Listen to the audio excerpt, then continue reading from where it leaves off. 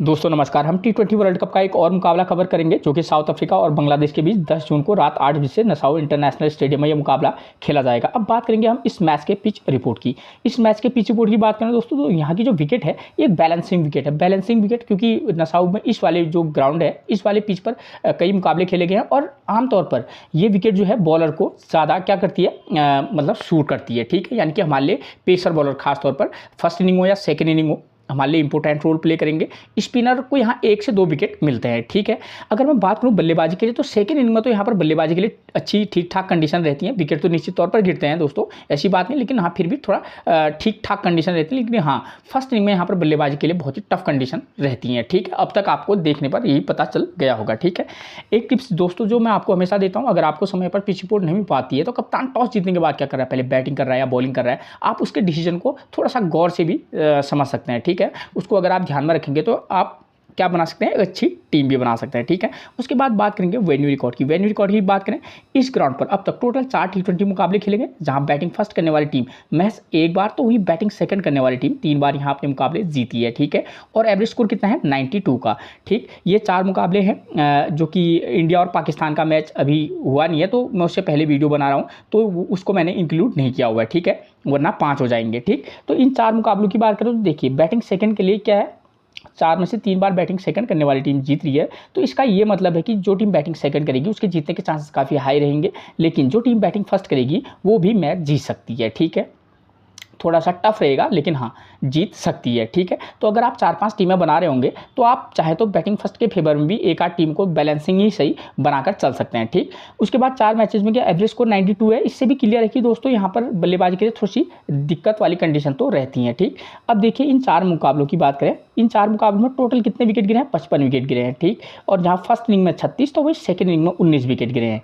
ठीक है, तो आप समझ सकते हैं कि चाहे यहाँ फर्स्ट इनिंग हो या सेकेंड इनिंग हो विकेट तो गिरते हैं, लेकिन फर्स्ट इनिंग में कुछ ज़्यादा विकेट गिरते हैं। इसी कारण यहाँ इस ग्राउंड पर लो मैचेस जो होते हैं हुए अब तक वो लो टोटल मुकाबले हुए हैं। ठीक है ना, और सेकंड इनिंग में महज 19 विकेट गिरे हैं। देखिए फर्स्ट इनिंग में पेसर ने लिए हैं 28 विकेट तो स्पिनर को महज 4 विकेट मिले हैं। ठीक, सेकंड इनिंग में देखिए पेसर ने लिए हैं 12 विकेट, स्पिनर को 5 विकेट मिले हैं। तो हमको अगर टीम में प्लेयर का सिलेक्शन करना होगा, ये एक रिकॉर्ड है। ठीक है, रिकॉर्ड के बेस पर हम क्या कर सकते हैं कि हाँ एक अंदाज़ा हम लगा सकते हैं। तो फर्स्ट इनिंग में जो भी टीम बॉलिंग कराएगी हम उसके पेसर प्लस एक ऑलराउंडर स्पिनर के साथ जा सकते हैं। जो टीम बॉलिंग सेकंड कराएगी एक पेसर और एक ऑलराउंडर स्पिनर या रेगुलर स्पिनर के साथ भी जा सकते हैं, वरना एक ऑलराउंडर से भी काम चल जाएगा। ठीक है, तो ये चीज़ें आपकी अपनी क्लियर होगी। अब बात करेंगे हम प्लेयर्स फॉर्म की। वो मैंने उन प्लेयर को लिया हुआ है जिनकी करंट में फॉर्म ठीक ठाक चलिए, मतलब ठीक ठाक है। ठीक है, तो देखिए बांग्लादेश की बात करें तो लिटन दास की फॉर्म ठीक ठाक है, तौहीद हृदय, मोहम्मदुल्लाह, राशिद हुसैन, मुस्तफिजुर रहमान और तास्किन अहमद, इन प्लेयरों पर आप थोड़ा सा फोकस करके चलिएगा। साउथ अफ्रीका की तरफ से स्टब्स, डेविड मिलर, बाटमैन, नोकिया और केशव महाराज, इन प्लेयर की फॉर्म क्या है, ठीक ठाक है। ठीक, और जो प्लेयर है जैसे रिजा हेंड्रिक्स हैं, एडन मार्करम है, ठीक है, क्विंटन डिकॉक है, इनकी फॉर्म अप और डाउन वाला मामला है। मैं ये तो नहीं कह सकता कि ये नहीं चलेंगे, लेकिन हाँ दिक्कत हो सकती है इनको भी। ठीक है, क्योंकि एक तो अगर फर्स्ट इनिंग में बल्लेबाजी के लिए टफ कंडीशन है, तो अगर साउथ अफ्रीका अगर बैटिंग फर्स्ट करेगी तो हाँ उनको भी दिक्कत हो सकती है। उसका भी एक रीज़न ये भी है कि तास्किन अहमद हो, मुस्तफिजुर रहमान और या आर हुसैन हो, ये जो बॉलर हैं बांग्लादेश की साइड की, इनकी फॉर्म भी ज़बरदस्त चल रही है। ठीक है, तो थोड़ी बहुत तगड़ा कॉम्पिटिशन होगा बांग्लादेश और श्रीलंका के बीच, साउथ अफ्रीका के बीच। ठीक है, उसके बाद दोस्तों अब बात करेंगे हम वेन्यू मैचेस की। वेन्यू मैचेस से आपको पता चल जाएगा कि भाई इस ग्राउंड पर किस प्रकार के मुकाबले होते हैं और हमको किस प्रकार की टीम बनाकर चलनी है। ठीक है, इसलिए अहम होता है कि आप वेन्यू मैचेस को अच्छे से समझ जाएं। ठीक है, इससे आपको पता चलेगा कि हमको कितने बॉलर लेने हैं फर्स्ट इनिंग में और सेकंड इनिंग में, कितने बॉलर लेने हैं, स्पिनर लेने हैं या पेसर लेने हैं, और बैट्समैन कौन से लेने हैं, मिडिल ऑर्डर के लेने हैं, टॉप ऑर्डर के लेने हैं। ठीक है, पावर प्ले में कितने, तो तमाम चीज़ें आपको पता होंगी तो आप एक बेहतरीन टीम बना सकते हैं। ठीक है ना, उससे पहले अगर आपने मेरे चैनल को सब्सक्राइब नहीं किया तो प्लीज़ सबसे पहले आप मेरे चैनल को सब्सक्राइब जरूर कर दीजिएगा। ठीक, देखिए दोस्तों इस ग्राउंड पर जो 8 तारीख को मुकाबला खेला गया था, एक चीज़ को ध्यान से देखिएगा। नीदरलैंड ने फर्स्ट इनिंग में बल्लेबाजी की है, 103 रन बनाए, विकेट कितने गिरे हैं, 9। साउथ अफ्रीका 106, विकेट कितने गिरे हैं, 6। ठीक है, तो कहने का मतलब मेरा ये है, कभी भी जब आप टीम में प्लेयर का सिलेक्शन करें तो दोनों टीमों को भी देख लीजिएगा। ठीक है, किस किस के बीच मुकाबला हो रहा था। ठीक है, क्योंकि बांग्लादेश और साउथ अफ्रीका, बांग्लादेश जो है वो भी ठीक ठाक टीम है और साउथ अफ्रीका को एक थोड़ा बहुत टफ कंपटीशन दे सकती है।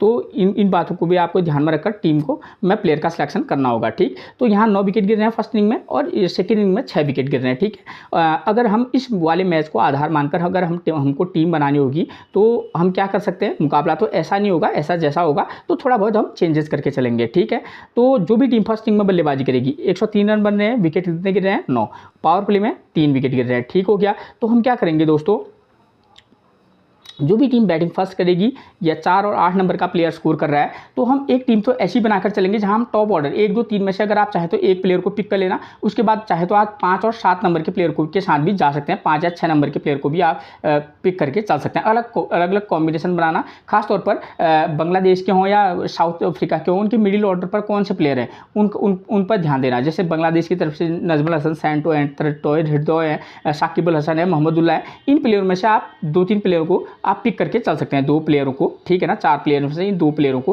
पिक करके चल लेना। और अगर साउथ अफ्रीका खेलेगी फर्स्ट तो आप स्टब्स हैं, मिलर हैं, मार्को जैनसन है, इन प्लेयरों पर भी फोकस करके चल सकते हैं। ठीक है, और बॉलिंग फर्स्ट की बात करें तो यहाँ पर पेसर 8 विकेट ले रहे हैं, स्पिनर को 0 विकेट मिल रहा है, तो मैं तो फिर भी आपको सजेस्ट करूंगा कि आप एक ऑलराउंडर स्पिनर के साथ जा सकते हैं। अगर नहीं जाना चाहेंगे तो आप पेसर के साथ तो जाएंगे ही। ठीक है, इसमें आपके 2 मेन पेसर और प्लस एक ऑलराउंडर पेसर के साथ आप जा सकते हैं, जो भी टीम बॉलिंग फर्स्ट कराएगी। और सेकेंड इनिंग में चेस तो हो गया लेकिन 6 विकेट गिर गए हैं, यानी कि इससे भी क्लियर है कि सेकेंड इनिंग में बल्लेबाजी के लिए टफ कंडीशन रहेंगी। ठीक है, तो यहाँ पर स्कोर करने वाले बल्लेबाज 4 और 6 नंबर, एक बार फिर से मिडिल ऑर्डर का प्लेयर स्कोर कर रहा है और यहाँ पावर प्ले में 4 विकेट गिर रहे हैं, पेसर 5 विकेट, स्पिनर को 0 विकेट मिल रहा है। ठीक है, यानी कि जो भी टीम सेकंड इनिंग में बल्लेबाजी करेगी एक बार फिर हम क्या करेंगे, उसके मिडिल ऑर्डर के बल्लेबाजों को पिक करके चलेंगे और जो टीम बॉलिंग सेकंड करेगी उसके 1 या 2 पेसर के साथ आप जा सकते हैं और ऑलराउंडर प्लेयर अगर होगा स्पिनर तो अच्छी बात है। ठीक है, तो और ये तो क्लियर हो गया। और एक टीम हम ऐसी बनाकर भी चलेंगे दोस्तों जहां पर हम टॉप ऑर्डर मतलब यानी कि 1-2 नंबर में से एक प्लेयर को पिक कर लेंगे सिचुएशन के अकॉर्डिंग। ठीक है, उसके बाद आप चाहे तो 4 नंबर और 6 नंबर के साथ जा सकते हैं, खासतौर पर फर्स्ट इनिंग हो या सेकंड इनिंग हो। ठीक है, या 3 नंबर के प्लेयर को भी आप टारगेट करके चल लेना, लेकिन एक वाले मैच में हम चाहें तो ओपनर को ड्रॉप करके भी चल सकते हैं। ठीक है, अलग अलग कॉम्बिनेशन के साथ आप टीम में बनाकर चलिएगा।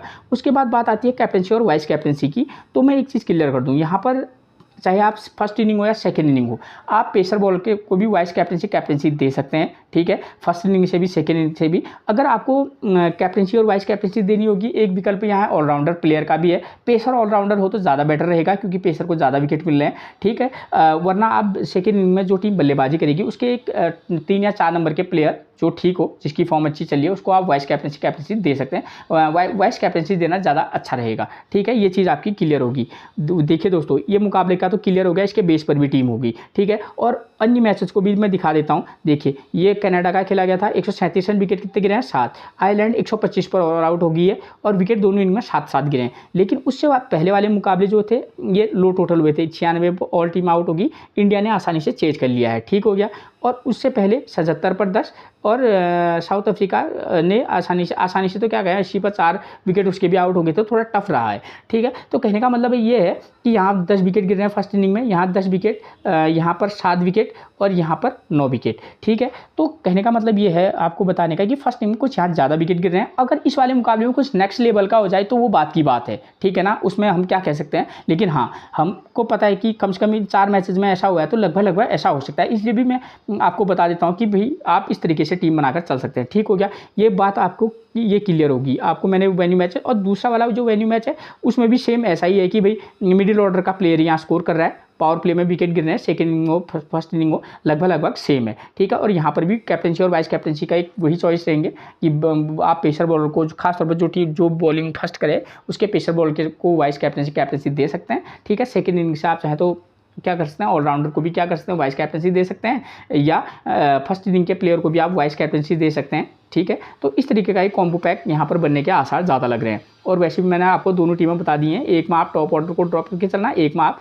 पिक करके भी चल सकते हैं उनमें से। ठीक है, अब बात करेंगे हम प्लेइंग 11 की। तो देखिए, बांग्लादेश की तरफ से नंबर 1 पर मिलेंगे तानजीद हसन। फॉर्म की बात करें 3 रन, 17 रन, 58 रन, 19, 2 और 52, यानी कि टोटली कहने का मतलब है इन पर भी भरोसा किया नहीं जा सकता क्योंकि फर्स्ट इनिंग हो या सेकंड इनिंग हो पावर प्ले में विकेट गिर रहे हैं।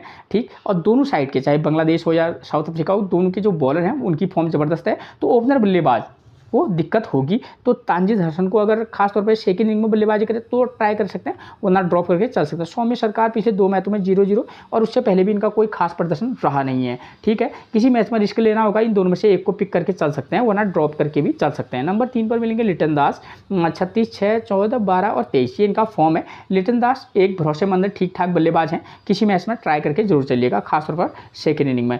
नजमुल हसन सेंटो की बात करें, 7 run 0 run 36 run 0 run 36 run ये इनका अब तक का फॉर्म चल रहा है। मिडिल ऑर्डर के प्लेयर यहाँ स्कोर कर रहे हैं, तो नजमुल हसन सेंटो एक ठीक ठाक चॉइस इस मैच में बन सकते हैं, चाहे फर्स्ट इनिंग हो या सेकेंड इनिंग।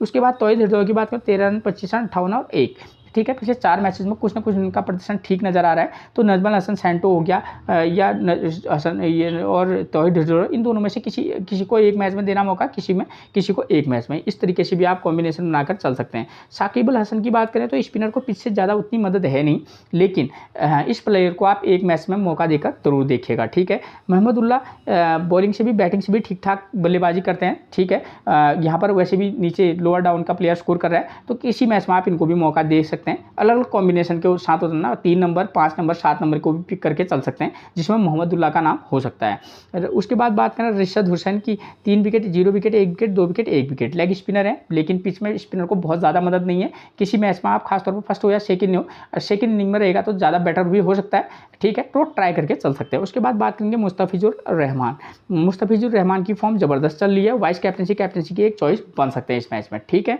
खासतौर पर फर्स्ट इनिंग में अगर गेंदबाजी कराएंगे तब। तास्किन अहमद की भी फॉर्म ज़बरदस्त है। ठीक है, ये भी वाइस कैप्टनसी की एक चॉइस रहेंगे। ठीक है, फर्स्ट इनिंग में अगर गेंदबाजी कराएंगे तो। तानजीम हसन की बात करें तो अभी तक कोई खास प्रदर्शन में किया नहीं है। ठीक है, अब इतने प्लेयर को तो एक टीम में हम मौका नहीं दे सकते, तो अलग अलग कॉम्बिनेशन में अगर सेट हो रहे होंगे आपकी टीम में तो इनको भी पिक करके आप किसी एक मैच में ट्राई करके चल सकते हैं।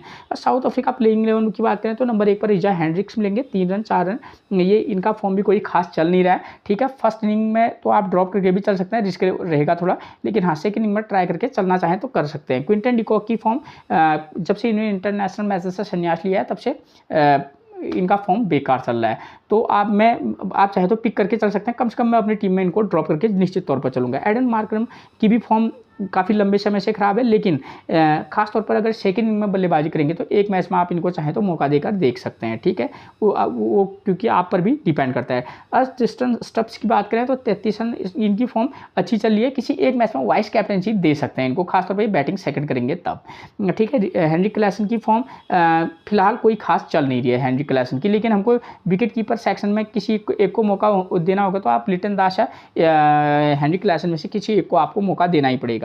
फिर डेविड मिलर की बात करें, इनकी फॉर्म ज़बरदस्त है। ठीक है, कम से कम फिलहाल तो इनको हम एक आध मैचेस में मौका निश्चित तौर पर देंगे, चाहे बैटिंग फर्स्ट करे इनकी टीम या बैटिंग सेकंड। मार्को जेनसन इस मैच में एक की प्लेयर का काम कर सकते हैं। ठीक है, तो एक बेहतरीन चॉइस रह सकते हैं। ठीक है, खासतौर पर जब ये फर्स्ट इनिंग में गेंदबाजी कराएंगे तब। ठीक है, केशव महाराज की बात करें, 0 run 2 wicket 0 wicket 2 wicket 2 wicket 0 wicket 0 wicket 1 wicket. ठीक है, स्पिनर को पिच से बहुत कम मदद है, चाहे फर्स्ट इनिंग हो या सेकंड इनिंग, लेकिन अगर किसी मैच में ट्राई करना चाहेंगे तो करना, वरना ड्रॉप करके चल सकते हैं। नंबर 9 पर नौकरी की बात करें तो 2 विकेट 4 विकेट 0 0 1 ये इनका फॉर्म है, तो इनको आप पिक भी करना, ड्रॉप भी करना। फर्स्ट इनिंग में अगर गेंदबाजी कराएंगे तो आप इनको वाइस कैप्टनसी भी दे सकते हैं। उसके बाद नंबर 10 पर मिलेंगे हमको Kagiso Rabada, right arm fast हैं, 0 विकेट 1 विकेट 0 विकेट 0 विकेट, इनकी फॉर्म उतनी बेकार चली है, लेकिन प्लेयर ज़बरदस्त है। किसी एक आध मैच में आप इनको ट्राई करके चल सकते हैं और किसी में आप ड्रॉप करके निश्चित तौर पर चलिएगा। फिर बार्टमैन की बात करूँ, इनकी फॉर्म ज़बरदस्त है, वाइस कैप्टनसी की एक चॉइस बनेंगे, खासतौर पर जब ये फर्स्ट इनिंग में गेंदबाजी कराएंगे। ठीक है, तो मैच से रिलेटेड मैंने वो तमाम आपको जानकारियाँ दे दी हैं जिसके बेस पर आपको एक टीम बनाने में आसानी होगी। फिर मिलेंगे हम आपसे एक और प्रेडिक्शन के साथ, तब तक के लिए आप सभी को मेरा प्रणाम दोस्तों।